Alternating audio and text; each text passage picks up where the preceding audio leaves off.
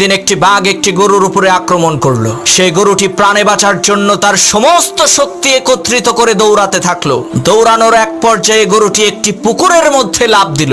ঘটনাক্রমে সেই পুকুরের মধ্যে কোনো পানি ছিল না, শুধু ছিল কাদা। এদিকে গরুর পেছন পেছন বাঘটিও সেই পুকুরের মধ্যে ঝাঁপ দিল। এতে করে গরু এবং বাঘ দুইজনেই পুকুরের কাদার মধ্যে গলা পর্যন্ত আটকে গেল। তখন বাঘ রাগান্বিত কণ্ঠে গরুকে বলে উঠলো, ওই হারামজাদা, তুই আর লাফ দেওয়ার জায়গা পাইলি না?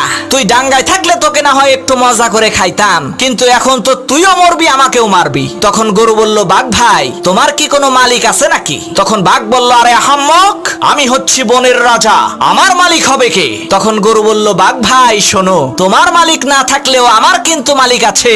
সন্ধ্যাবেলায় আমার মালিক আমাকে এখান থেকে উদ্ধার করে নিয়ে যাবে, আর লোকজন জড়ো করে আনন্দ উল্লাস করতে করতে তোমাকে পিটিয়ে মারবে। মনে রাখবা মুসলমান, তোমারও কোনো ভয় নাই, তোমারও একজন মালিক আছে।